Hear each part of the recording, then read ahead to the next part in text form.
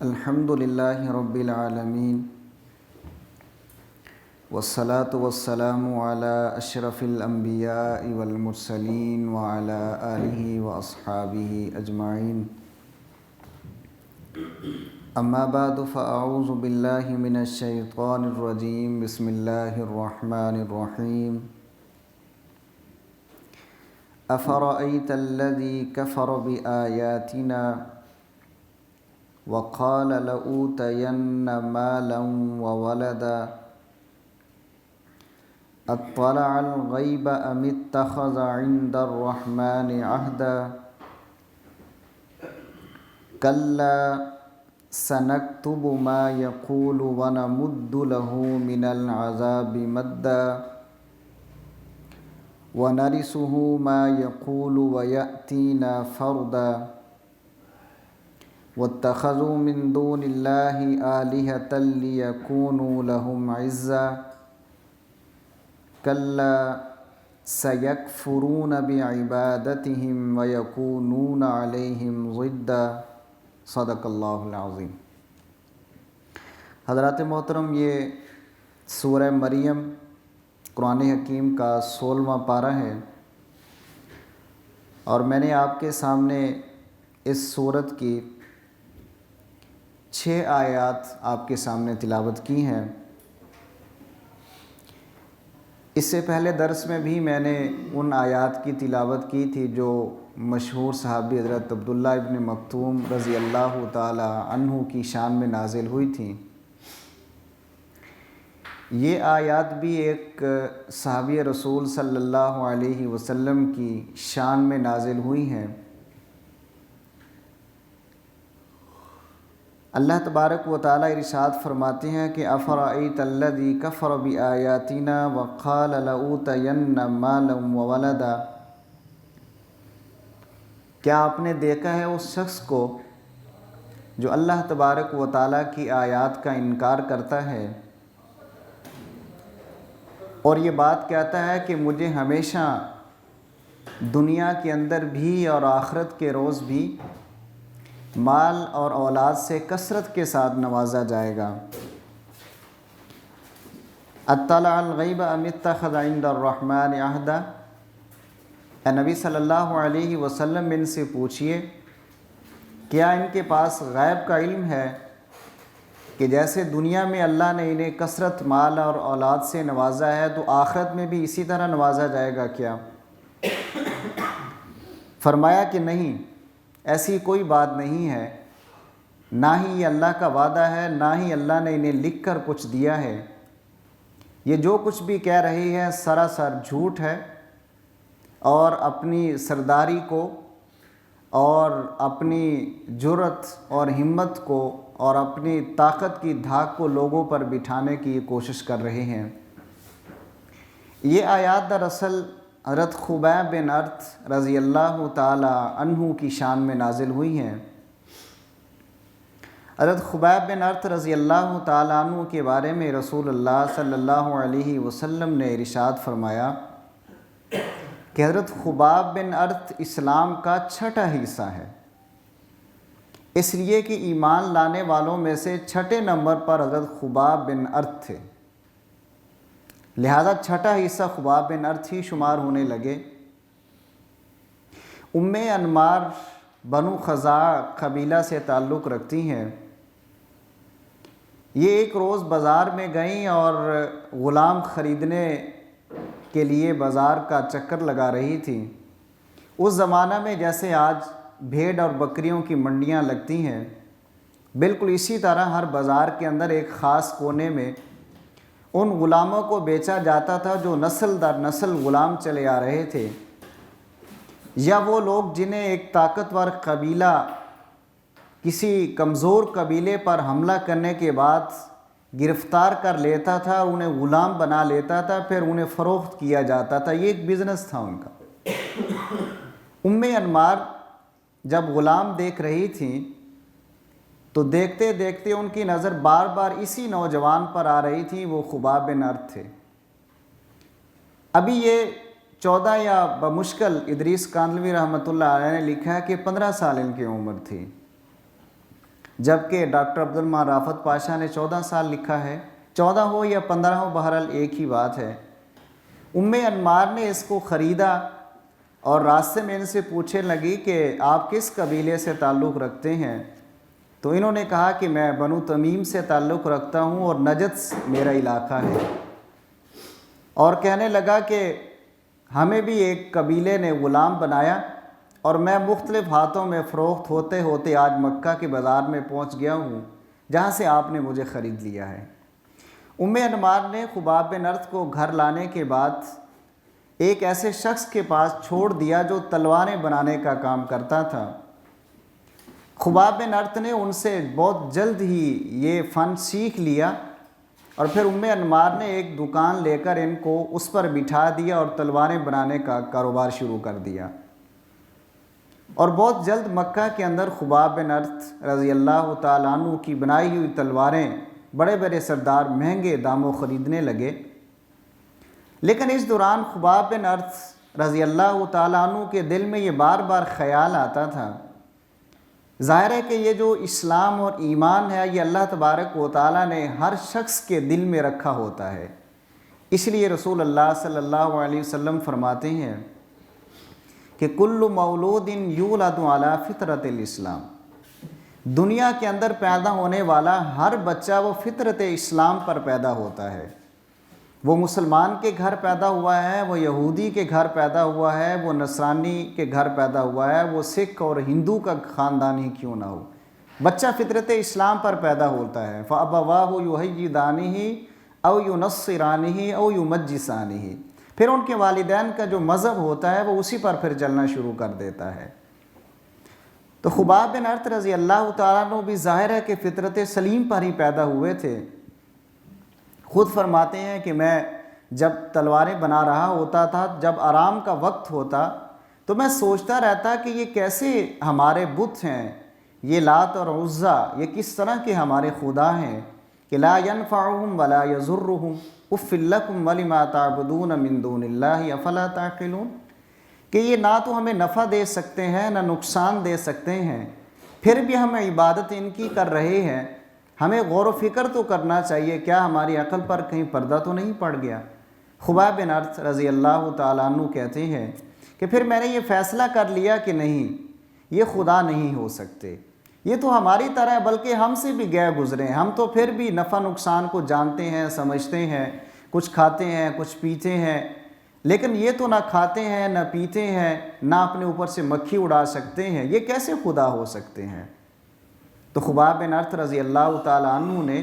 یہ دعا بھی کی کہ اللہ تعالیٰ مجھے اتنی عمر عطا فرما کہ میں اپنی زندگی کے اندر یہ دیکھوں کہ یہ جہالت اور تاریکی کا خاتمہ ہو جائے اور اس کی جگہ کوئی نور اور روشنی آ جائے۔ چنانچہ ان کی اس دعا کو اللہ تبارک و تعالیٰ نے شرف قبولیت بخشی، اور خباب بن ارت رضی اللہ تعالیٰ عنہ فرماتے ہیں کہ میں یہ کام کر رہا تھا، 3 یا 4 سال کے اندر اندر مجھے پتہ چلا کہ مکہ کے اندر ایک ایسے شخص ہیں جنہوں نے یہ اعلان کیا ہے کہ میں اللہ کا بندہ ہوں، اللہ کا رسول ہوں، اور لوگ اس پر ایمان لے آئیں۔ کہتے ہیں کہ میں اللہ کے رسول صلی اللہ علیہ وسلم کی بارگاہ اقدس میں حاضر ہوا اور اسلام کو قبول کر لیا، اور اسلام قبول کرنے کے بعد خباب بن ارت پہلے وہ شخص ہیں، پہلے وہ نوجوان ہیں، 17-18 سال کی عمر ہے، کہ انہوں نے علل اعلان کہا کہ میں اللہ کے رسول پر ایمان لے آیا ہوں۔ حالانکہ اس سے پہلے 5 لوگ ایمان لا چکے تھے، لیکن انہوں نے اعلان نہیں کیا تھا اس خوف اور ڈر کی وجہ سے کہ ابھی وہ کمزور ہیں اور ان کا ساتھ دینے والا کوئی نہیں ہے، بڑے بڑے سردار ایک طرف ہیں، وہ ان کی جان کو خطرہ ہے، انہوں نے اعلان نہیں کیا تھا۔ لیکن خباب بن ارت رضی اللہ تعالیٰ عنہ نے جیسے ہی اعلان کیا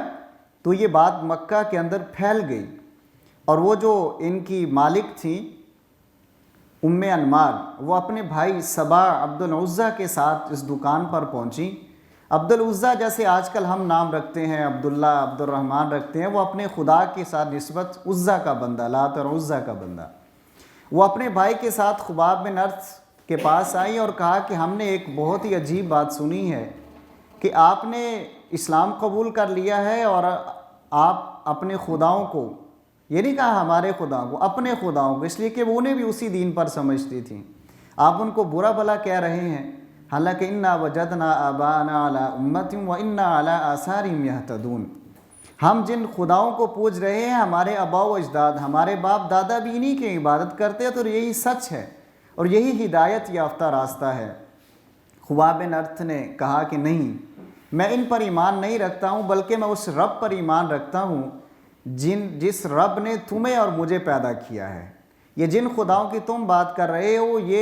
یہ تو ہم نے خود بنایا، اپنے ہاتھوں سے بنایا، میں نے بھی دیکھا ہے، آپ نے بھی دیکھا ہے، یہ خدا نہیں ہو سکتے، اور محمد رسول اللہ صلی اللہ علیہ وسلم اللہ کے آخری بندے اور رسول ہے، اسی پر میرا ایمان ہے۔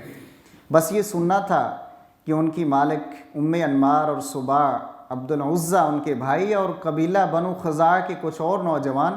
انہوں نے اس پر حملہ شروع کر دیا۔ ظاہر ہے لوہے کی دکان تھی، کسی کے ہاتھ میں ہتھوڑا آیا، کسی کے ہاتھ میں کوئی راڈ آ گیا، کسی کے ہاتھ میں کوئی سریا آ گیا، جو جس کے ہاتھ میں آتا گیا وہ ان کو مارتا رہا، حتیٰ کہ وہ لہو لہان ہو گئے اور بے ہوش ہو گئے اور وہ چل پڑے۔ خباب بن ارت رضی اللہ تعالیٰ عنہ نے اس کو برداشت کیا اور مسلسل اس کو برداشت کرتے رہے، اور جب کفار نے دیکھا کہ یہ نوجوان تو سب سے زیادہ اسلام کی دعوت پھیلا رہا ہے،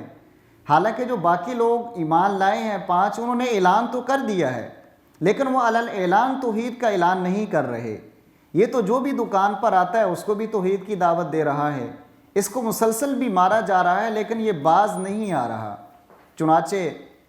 ابو سفیان بن حرب، ولید بن مغیرہ اور عمر بن حشام، جنہیں ہم ابو جہل بھی کہتے ہیں، یہ تینوں اکٹھے ہوئے اور فیصلہ کیا کہ اس نوجوان کو ختم کر دیا جائے، اور باقی جو 5 لوگ ایمان لائے ہیں ہر قبیلہ اپنے اپنے اس نوجوان کو سزا دے۔ خباب بن ارت رضی اللہ تعالیٰ عنہ فرماتے ہیں کہ جب یہ فیصلہ ہوا تو یہ سارے لوگ، صبا، عبد العزہ، ام انمار اور بنو خزاعہ کے نوجوان، مجھے لے کر ایک سنگلاخ میدان کی طرف چل پڑے اور خود ایک درخت کے سائے میں بیٹھ گئے۔ جب دھوپ خوب تیز ہو گئی اور انہوں نے مجھے میرے کپڑے اتار کر ایک لوہے کا لباس پہنا دیا اور تپتی ریت پر مجھے لٹا دیا گیا، اور پھر کچھ دیر بعد، ظاہر ہے کہ کچھ دیر سے مراد کچھ گھنٹے ہو سکتے ہیں، کچھ 2 یا 3 گھنٹے ہو سکتے ہیں، کہتے ہیں کہ جب اس لوہے کے لباس کی وجہ سے میرا گوشت پگھلنے لگا، چربی پگھلنے لگی، ظاہر ہے عرب کے اندر گرمی بھی، تو انہوں نے مجھے مارنا شروع کر دیا، اور ظاہر ہے کہ میرا سر باہر تھا تو انہوں نے ایک بھاری پتھر جو کہ سخت گرم ہو چکا تھا دھوپ کی وجہ سے، وہ میرے سر کے ساتھ چپکا دیا، اور مجھے اتنا شدید گرمی محسوس ہونے لگی کہ میں بے ہوش ہو گیا، اور جب ہوش آیا تو میں نے دیکھا کہ نوجوان کھڑے ہیں، انہوں نے دوبارہ مجھے مارنا شروع کر دیا۔ خباب بن ارت رضی اللہ تعالیٰ عنہ کہتی ہیں کہ اس موقع پر میں نے ام انمار اور اس کے بھائی صبا عبد العزہ کے لیے بد دعا کی کہ اے اللہ، یہ جس طرح مجھے میرے سر کو مسلسل مارے جا رہے ہیں اور مجھے سخت اذیت سے دوچار کیا جا رہا ہے، اگر میں حق اور سچ دین پر ایمان لایا ہوں اور تو بھی سچا ہے تو میری زندگی کے اندر انہیں موت دے دینا، انہیں ذلیل اور رسوا کرنا۔ خباب بن ارت رضی اللہ تعالیٰ عنہ اس ظلم کو برداشت کرتے رہے، حتیٰ کہ رسول اللہ صلی اللہ علیہ وسلم نے مکہ سے مدینہ کی طرف ہجرت کا اعلان فرما دیا، تو خباب بن ارت رضی اللہ تعالیٰ عنہ نے بھی ارادہ کر لیا۔ خباب بن ارت رضی اللہ تعالیٰ عنہ کہتے ہیں کہ جب ہم مدینہ کے اندر موجود تھے تو مجھے اطلاع ملی کہ آپ کی وہ جو مالک تھی ام انمار، اس کو ایک ایسی بیماری لاحق ہو گئی ہے کہ اسے آرام نہیں آ رہا۔ اس کے بھائی صبا عبد العزہ وہ پورے عرب کے اندر، عجم کے اندر بھی اس کو لے کر جا رہے ہیں، لیکن سارے حکماء اور اطباء نے یہی بات کہی ہے کہ اس کے سر میں ایک ایسی بیماری لگ گئی ہے کہ اسے مسلسل لوہے کے ساتھ مارا جائے اور مسلسل لوہے کو گرم کر کے اس کے سر کو داغا جائے۔ جب خوب لوہا گرم ہو کر اس کو داغا جاتا تو اس کو سکون ملتا، جیسے ہی لوہا ٹھنڈا ہو جاتا تو وہ پھر چیخنے اور چلانے لگتی۔ خباب بن ارت رضی اللہ تعالیٰ عنہ کہتے ہیں کہ میں نے خود جب مکہ دوبارہ گیا اپنے کانوں سے سنا کہ وہ کتے کی طرح آواز نکال رہی تھی۔ چنانچہ پھر بدر کا مارکہ آیا، میدان آیا، خباب بن ارت رضی اللہ تعالیٰ عنہ اللہ کے رسول صلی اللہ علیہ وسلم کے ساتھ جنگ بدر میں شریک ہوئے، اور جب مارکہ ختم ہو گیا، مسلمان غالب آ گئے، لاشوں کو تلاش شروع کر دی گئی اور اس کو پہچاننا شروع کیا گیا، تو خباب بن ارت رضی اللہ تعالیٰ عنہ کہتے ہیں کہ میری آنکھیں اس وقت ٹھنڈی ہو گئیں کہ جب میں نے دیکھا کہ سبا عبد العزیٰ کو وہیں قتل کر دیا گیا ہے۔ وہ کہتے ہیں میری زندگی میں یہ دونوں اس دنیا سے رخصت ہو گئے ذلیل و خوار ہو کر، لیکن خباب بن ارت رضی اللہ تعالیٰ عنہ کی یہ تکلیفیں اس سے بھی زیادہ ہیں۔ رسول اللہ صلی اللہ علیہ وسلم کے اس دنیا سے رخصت ہو جانے کے بعد خباب بن ارت رضی اللہ تعالیٰ عنہ حضرت ابوبکر صدیق کے دور میں بھی زندہ رہے، عمر فاروق کے دور میں بھی، عثمان غنی کے دور میں بھی، علی ابن طالب رضی اللہ تعالیٰ عنہم کے دور میں بھی زندہ رہے، لیکن اسلام کے حوالے سے، اسلام کو قبول کرنے کے حوالے سے جن تکلیفوں کا سامنا انہوں نے کیا ہے، حضرت عمر بن خطاب رضی اللہ تعالیٰ عنہ فرماتے ہیں کہ ایک دن خباب بن ارت رضی اللہ تعالیٰ عنہ میرے پاس آئے اور میں نے کہا کہ آپ اس اونچی جگہ پر بیٹھ جائیے۔ اس وقت عرب میں کسی کو اگر زیادہ مقام دینا ہوتا تھا تو لوگ خود اس کو اونچی جگہ پر بٹھاتے تھے اور خود نیچے بیٹھ جاتے تھے۔ جیسے آج کے دور میں یہ کہوں کہ اگر میں نے کسی کو عزت دینی ہو تو اس کو کرسی پر بٹھا دوں اور خود نیچے زمین پر بیٹھ جاؤں۔ عمر بن خطاب رضی اللہ تعالیٰ عنہ نے خباب بن ارت سے کہا کہ میں سمجھتا تھا کہ اس جگہ پر بٹھانے کا مقام حضرت بلال کا ہے، لیکن جو کچھ میں نے آپ کے بارے میں سنا ہے میں سمجھتا ہوں کہ حضرت بلال کے بعد اگر کوئی شخص جس کو میں عزت دے سکتا ہوں، عمر بن خطاب رضی اللہ تعالیٰ عنہ کتنے بڑے خلیفہ ہمارے تھے، وہ آپ ہو سکتے ہیں۔ اور ان کو اونچی جگہ پر بٹھایا اور کہا کہ میں اصرار تو نہیں کرتا، لیکن کوئی زندگی کا ایک واقعہ سنا دیں کہ جو ایمان لانے کی وجہ سے آپ کو جس تکلیف سے گزرنا پڑا ہو تاکہ ہمارے ایمان مزید مضبوط ہو جائے۔ حضرت خباب بن ارت رضی اللہ تعالیٰ عنہ کہتے ہیں کہ ایک موقع ایسا آیا کہ جب مجھے سخت تکلیفیں دی جا رہی تھیں، ایک دن انہوں نے فیصلہ کیا کہ یہ تو اس سے کچھ نہیں ہو رہا لوہے کے لباس پہنانے سے، انہوں نے آگ جلائی اور انگاروں کو ایک جگہ پر بچھا دیا گیا، اور خباب بن ارت رضی اللہ تعالیٰ عنہ کہتے ہیں کہ انگاروں کے اوپر مجھے لٹا کر میرے سینے پر ایک بھاری پتھر رکھ دیا گیا، اور کہتے ہیں کہ میرا گوشت ہڈیوں سے الگ ہو گیا، میری چربی پگھلنے کی وجہ سے انگارے ٹھنڈے ہو گئے اور مجھے کچھ سکون ملا، ادروائز مجھے انہی انگاروں پر لٹائے جائے رکھا۔ اور پھر انہوں نے اپنی چادر کو اپنی پیٹھ سے کھینچا تو عمر رضی اللہ تعالیٰ عنہ غش کھا کر بے ہوش ہو گئے، اور جب انہیں ہوش آیا اور خباب بن ارت رضی اللہ تعالیٰ عنہ سے کہا کہ آپ جیسے ہی لوگ ہیں کہ جن کے بارے میں اللہ تبارک و تعالیٰ نے فرمایا ہے کہ ام حسبتم ان تدخلوا الجنۃ ولما یأتکم مثل الذین خلوا من قبلکم مستهم البأساء والضراء وزلزلوا حتى يقول الرسول والذین آمنوا معه متى نصر اللہ۔ اللہ تعالیٰ فرماتے ہیں کہ تمہارا کیا خیال ہے، تمہیں ویسے ہی جنت میں داخل کر دیا جائے گا؟ نہیں، ایسی بات نہیں ہے، تمہیں ایمان لانے کے بعد بہت ساری تکلیفوں سے گزرنا پڑے گا، بہت سارے مصائب کا سامنا کرنا پڑے گا۔ یہ راستہ ہی ایسا راستہ ہے کہ جو مشکلات اور تکالیف کا راستہ ہے، اسی سے گزرتے ہوئے انسان جنت میں داخل ہو جاتا ہے۔ اسی لیے رسول اللہ صلی اللہ علیہ وسلم نے فرمایا کہ اللہ تبارک و تعالیٰ نے جہنم کو آسانیوں کے ساتھ ڈھانپ رکھا ہے، سہولت کے ساتھ ڈھانپ رکھا ہے، خواہشات نفس کے ساتھ ڈھانپ رکھا ہے، لیکن جنت کو اللہ تبارک و تعالیٰ نے مشکلات کے ساتھ، تکالیف کے ساتھ، مصائب کی چادر کے ساتھ لپیٹ رکھا ہے۔ جو شخص اس میں سے جس چیز کے ساتھ زندگی گزارتا ہے وہ اسی میں داخل ہو جائے گا۔ دین اسلام کا یہ مجاہد حضرت خباب بن ارت رضی اللہ تعالیٰ عنہ جب اس دنیا سے رخصت ہو گئے تو حضرت علی رضی اللہ تعالیٰ عنہ نے آپ کا جنازہ پڑھایا اور آپ کی قبر پر کھڑے ہو کر کہا رحم اللہ خبابا فقد اسلم راغبا ورضی اللہ طائعا، کہ خباب بن ارت رضی اللہ تعالیٰ عنہ پر اللہ تعالیٰ رحم فرمائے۔ خباب وہ شخص ہیں جنہوں نے اپنی خوشی سے اسلام کو قبول کیا اور پھر خوش طبعی کے ساتھ ہر مشکل کو برداشت کیا، اور بالآخر اللہ تبارک و تعالیٰ ان سے راضی ہو گیا اور انہیں اپنی راہ میں قبول کر لیا۔ وآخر دعوانا ان الحمد للہ رب العالمین۔